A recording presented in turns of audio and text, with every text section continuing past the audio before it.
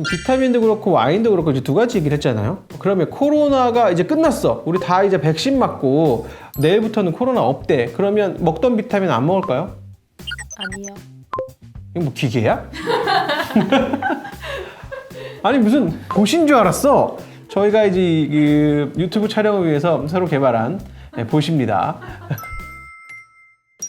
비타민도 이제 많이 그러니까 먹다가 코로나에 대한 어떤 피어, 면역력에 대한 두려움이 좀 줄어들면 좀 덜 먹을 수는 있겠지만 지속적으로 좀 성장하는 시장이 원래 비타민이라든가 건강 보조 기능식품들은 소득 수준에 따라서 올라가요. 근데 이렇게 올라갈 걸 이렇게 좀 끌어올렸다. 뭐 이런 게 있는 것 같고 와인도 마찬가지로 우리가 먹을 때쯤 되긴 했어요. 소득 수준이 3만 불, 4만 불 되기 시작하면 와인 시장 열리고 미국이라든가 유럽도 마찬가지로 유럽은 전통주였으니까 그렇다 치더라도 미국도 소득 수준이 올라가면서 와인의 생산량들과 소비량이 이렇게 늘기 시작했는데 우리는 전통적으로 좀 고도주, 소주랑 아니면 소맥을 좋아하는 문화가 좀 굉장히 우리의 뭐 전통 문화라고 하기엔 좀 그렇지만 수십 년간 있던 문화였어요. 물론 뭐 저도 소맥도 좋아하고 소주도 가끔 먹습니다.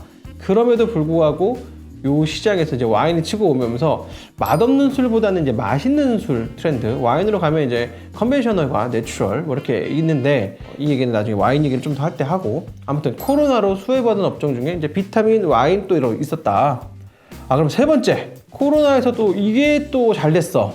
방금 이제 홈술 트렌드랑 연결이 되는 건데 홈술이 어디서 먹는 술이에요? 집이요. 역시 우리 본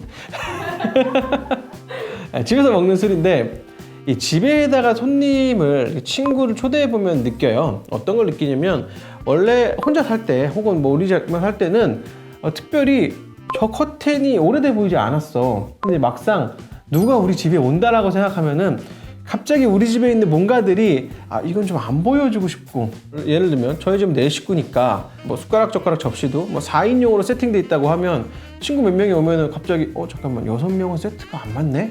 뭐 이런 것도 생기면서 물론 어쩌다 한 번 오면 세트가 안 맞는 것도 괜찮지만 나름대로 욕심이 생기는 거죠. 그럼 한 6-7명이 올만한 걸 좀 해줘야 되나? 옛날에는 해줬어요. 언제? 왜 집 사면은 막 집들이 한다고 막 상 펴놓고 막 이러던 시절이 있었어요. 90년대 자료화면 보면은 막 상 펴놓고 김대리가 집 샀대 그러면 막 열 몇 명이 가가지고 막 거기서 음식하고 이러던 흘러간 문화의 시절이 있었는데 이제 그런 거 없단 말이에요. 그런 거 없는데 하다 보니까 그럼 뭐 해야 돼요? 그러니까 여기 플러스 또 이제 우리 또 1인 가구 트렌드가 겹쳐지면서 1인 가구는 보통 자기 집에 안 살잖아요. 빌린 집에 사는데 또 우리 또 인스타그램을 또 하고 싶어. 그럼 뭐 사나요? 소품들을 사겠죠, 주로. 그래서 대표적인 소품 이제 식탁은 비싸지만 접시는 살 수 있어. 이런 소품들. 그래서 이제 뭐 접시, 뭐 커틀러리라고 하는 일단 식기류들, 그다음에 뭐 컵, 뭐 간단한 조명, 뭐 이런 거 요즘 어디서 많이 보나요?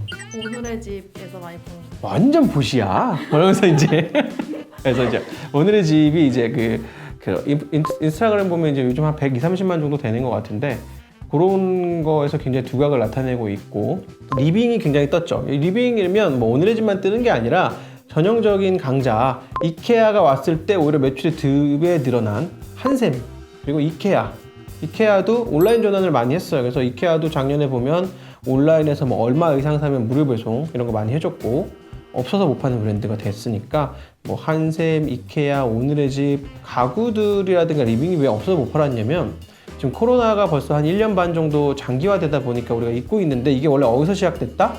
중국에서 제일 먼저 있었잖아요. 그런데 이 리빙 소품들은 주로 사실 생산지가 중국이에요. 그러다 보니까 중국이 먼저 생산 라인들이 중단됐었어요.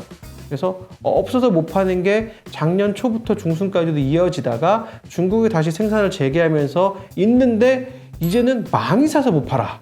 뭐 이런 정도로 작년에 리빙들이 굉장히 해피했지만 뭐 그렇다고 얘기할 수는 없지 않겠어요? 다들 죽어간다고 얘기하는데 저는 또 이 업계에 있잖아요.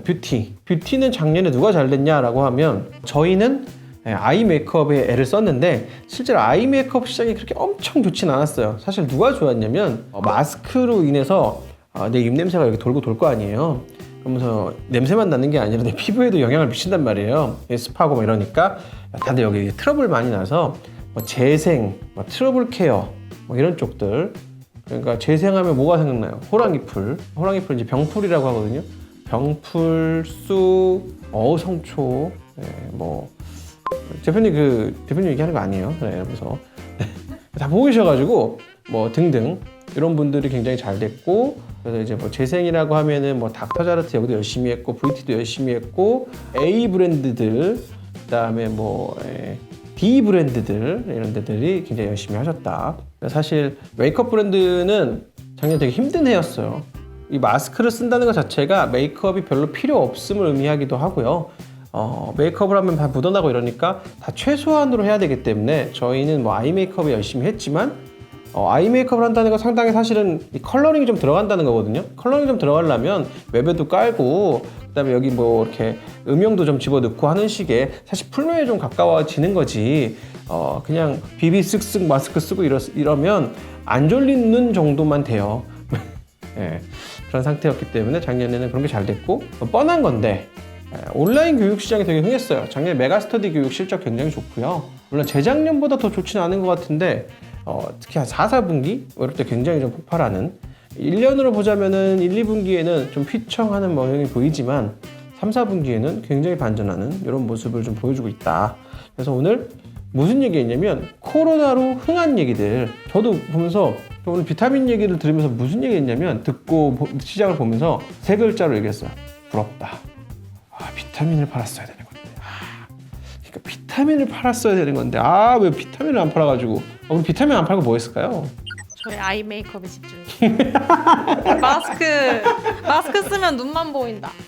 그쵸. 그래서 항상 여기서 얻는 교훈, 시야를 좀 넓게 볼 필요가 있다. 물론 이제 비타민을 안 하던 업체가 어느 날 갑자기 비타민 들어가서 뭐 잘 된다거나 이런 케이스가 많이 있는 것 같진 않아요. 원래 비타민 있는 업계들이 되게 커진 것 같은데 조금 아쉽다.